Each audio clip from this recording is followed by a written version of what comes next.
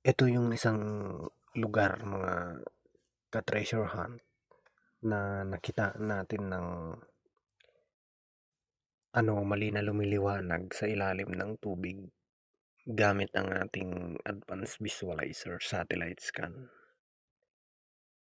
Dito siya banda. Yan siya lumalabas sa may bandang dagat. Yan. Ito ay sa may Surigao.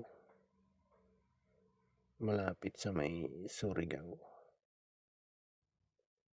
Diyan siya banda. Ayan. Sumasama-sama yan mga bro. Ayan. Anomaly yan. Ayan.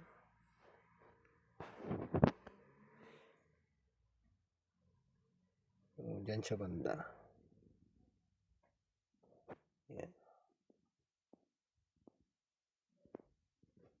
Diyan lumalabas yung liwanag niya.